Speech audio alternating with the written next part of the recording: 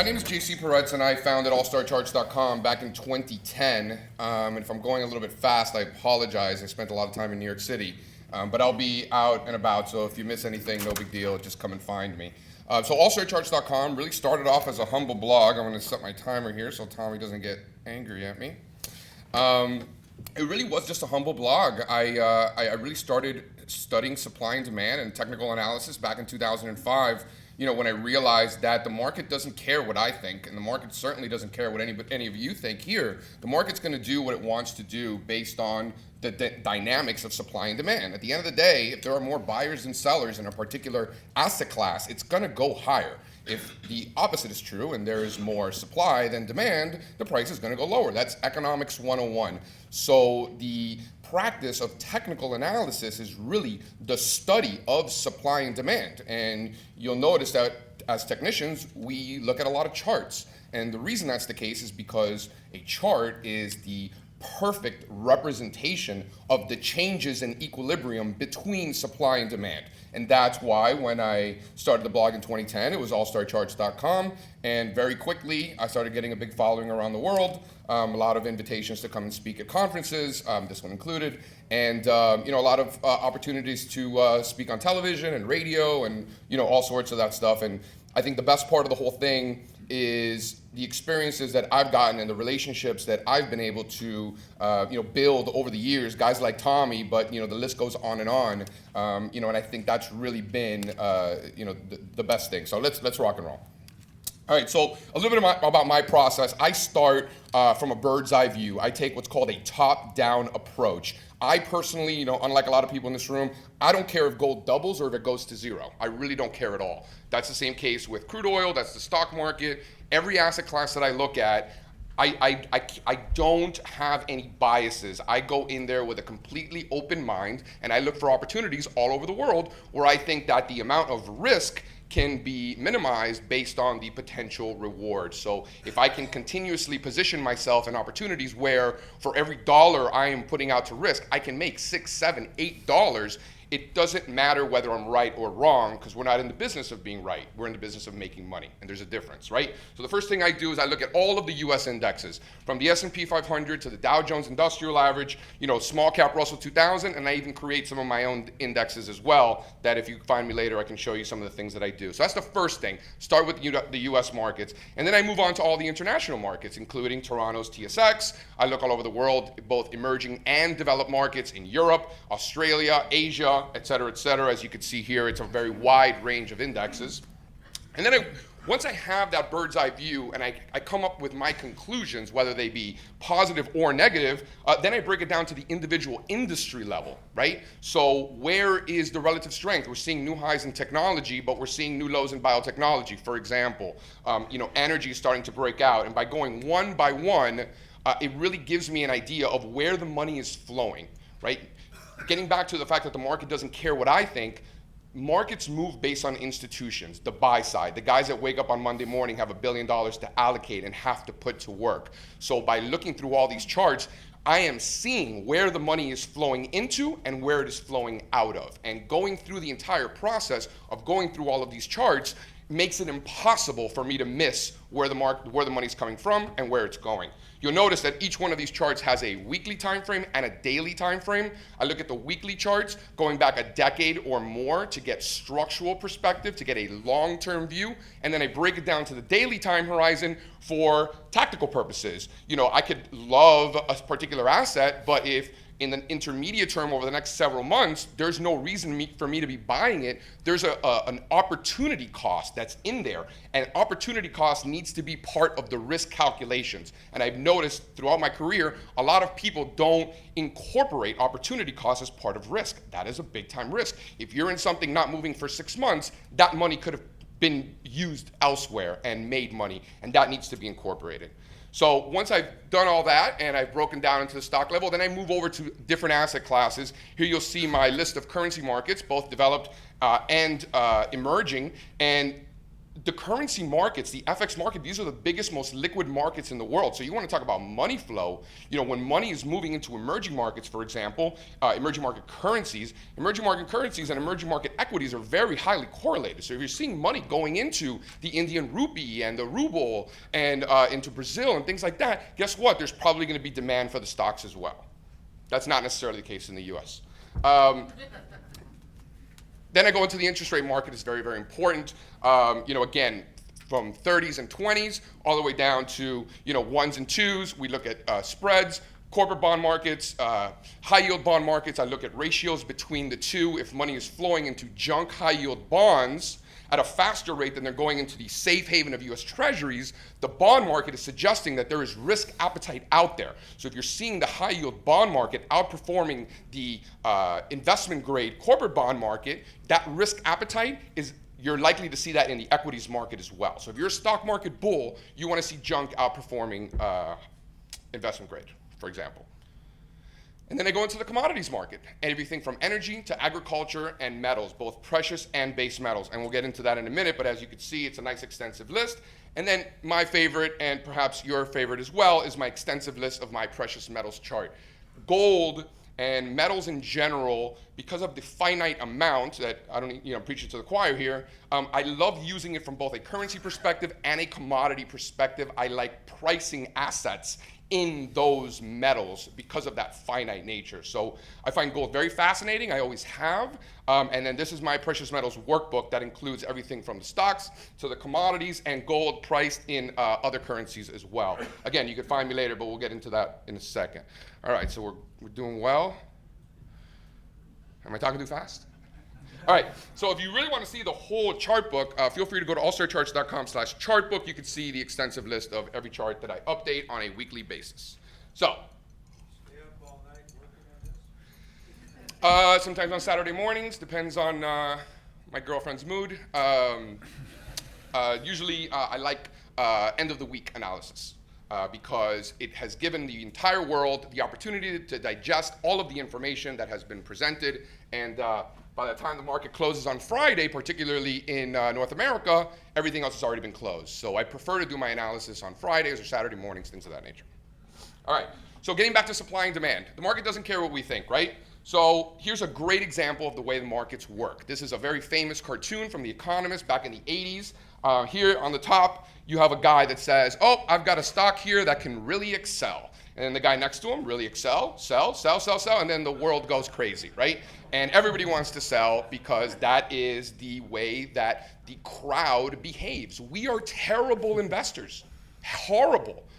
Throughout evolution, we have been built to do the exact opposite thing at the exact wrong time.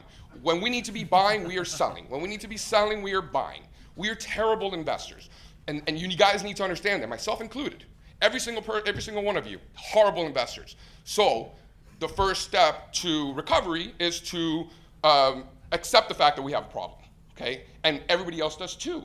So the fact that we already understand that, now it's our job to profit from that problem that everybody else has that they don't want to admit they have, right? So then at the bottom, you have a guy that says, oh, this is madness, I can't take it anymore, goodbye. And then the guy next to him, goodbye, bye. And that is the extremes in sentiment. And by the way, in this particular example, nothing has changed at all. It's just the psychology of investors. We are terrible. All right, let's get into the charts. So, like I said, I don't care if gold doubles or goes to zero. So I think that I bring a unique perspective because I'm completely unbiased. I really do not care. So you're talking to a guy that has been a huge gold bear, a huge oil bear for years. And then things changed. And then when the data changes, I change my tune. It's just the way it is. To fight that would be irresponsible, right? So I really think that the bottom in gold and the metal space that we saw, particularly in January when the Rip Your Face Off rally really got going, that was a product of the changes in supply and demand that had already been shifting since last summer. So it wasn't like overnight in January, whoop, everything's great again. This was a process, right? So here we're looking at the CRB index, which is the index of all the commodities. Notice how, I don't have my thing, but notice how back in, in the late 90s and 2000, we had overhead supply at these levels that ultimately turned into demand, right? So where at a certain point, that's what we call polarity. So if the price of a stock keeps hitting a level, hitting a level, we know that there are more sellers than buyers at that price. Once the price exceeds that level, the market is suggesting to us that the supply and demand dynamics have now changed. And the market is suggesting that now, at that level, where there was more supply than demand, is the opposite. Now there's more demand than supply. And in this case, notice how where there was resistance, that turns into support, and then we are now below that. So I think that if the CRB index can start getting above 210, 215, I think we could see a monster squeeze in commodities. So that's a chart that we want to watch. Here's a nice basing process that we've been seeing really since the second half of last year. Again, this commodity rally that we've seen this year didn't just happen overnight. This was a process that was really getting going since the second half of last year. And here's a closer look at the CRB index, a great example of looking at the long-term chart going back almost 20 years and then breaking it down to a more tactical perspective to see what's going on now. Here's gold. There's a very simple reason why I was a big gold bear, because it was in a downtrend, right? So anybody who's been bottom fishing, trying to get cute, has been wrong. There's just no way around it. So every time support breaks, all of that former support turns into overhead supply. So on any strength, there are going to be sellers there. So rather than buying dips, this has been a market for the last 5 years to be selling rips. And recognizing the environment that you're in is step one. And these can be visualized in chart form. Now, what happened this year? We have now broken out. That has changed. So I think from a structural perspective, gold prices are going substantially higher. I'm sure a lot of people in this room are happy to hear that.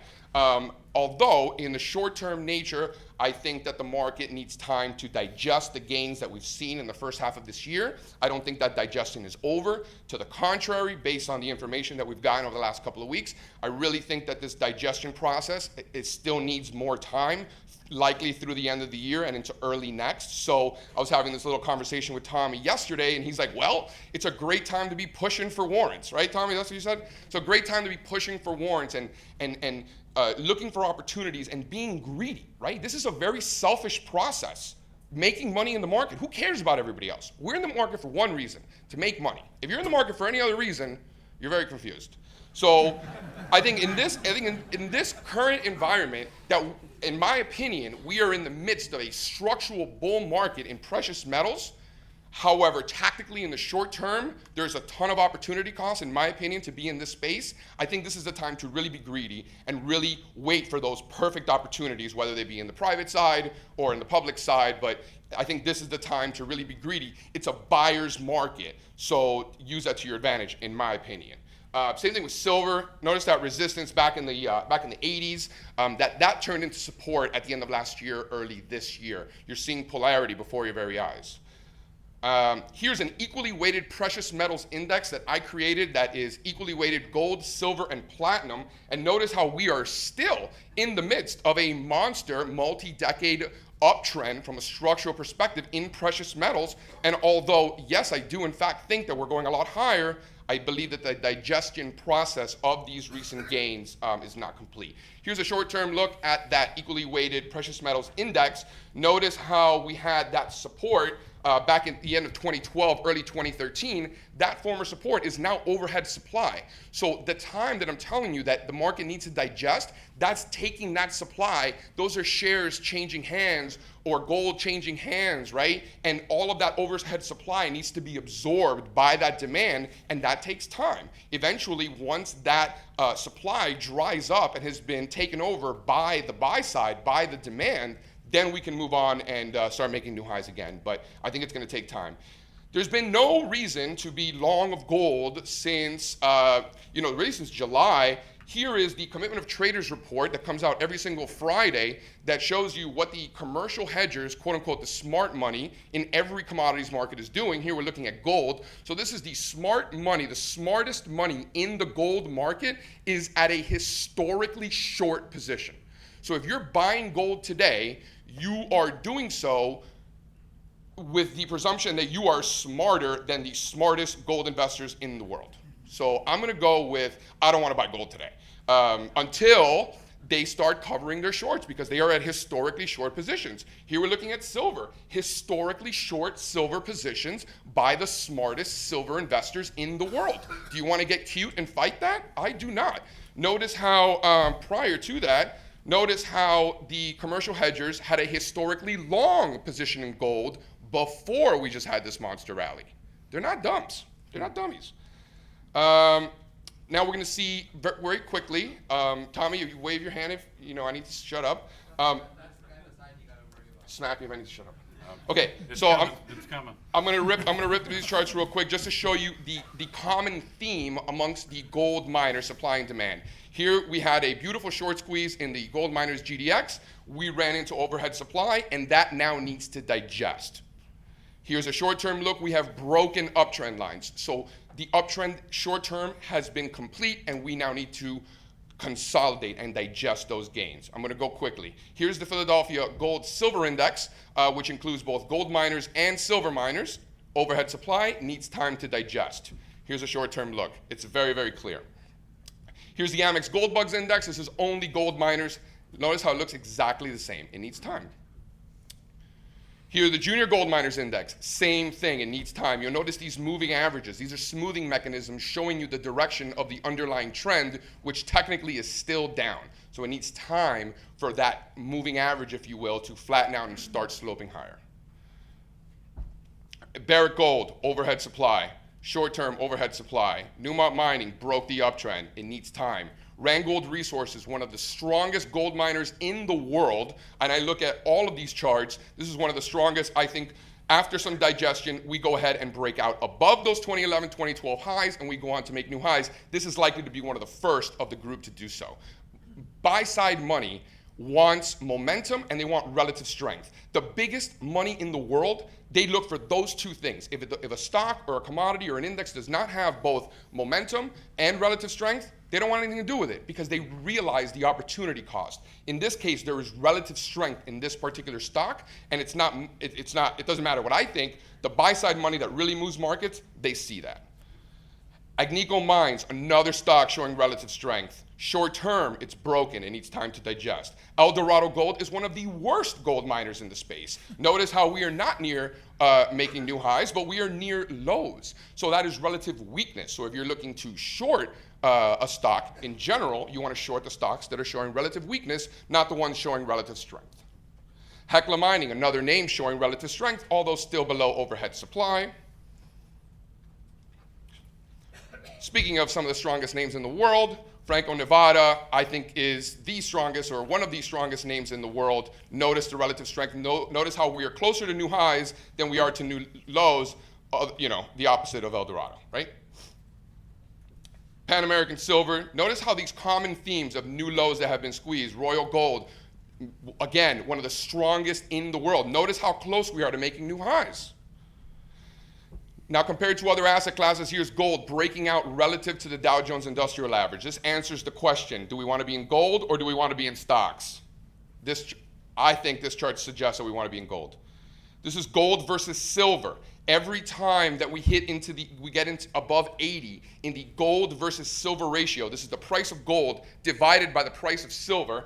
And by the way, when silver is outperforming gold, that is an environment for precious metals that the market is suggesting that there is risk appetite. So if you're a gold bull, you want silver outperforming gold. You can look at this chart and look at every single time that gold versus silver peaked and got above 80, that was the time to be buying metals, gold miners, etc.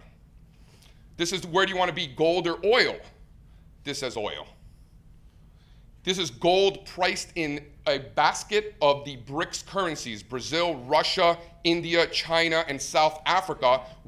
This has been one of the strongest charts in the world because of the weakness in emerging market currencies. This is now broken. Gold needs time to digest. Gold price in all emerging market currencies, broken, needs time to digest. Gold price in developed markets needs time to digest. This is gold relative to the rest of commodities, broken, needs time to digest. Again, these all come within a bullish context of, in my opinion, a structural bull market. However, there is opportunity cost in the near term. Here is gold relative to an equally weighted basket of base metals. Copper, lead, tin, aluminum, nickel, and zinc. So this is the question, do you want to be in gold or do you want to be in base metals? This suggests you want to be in base metals.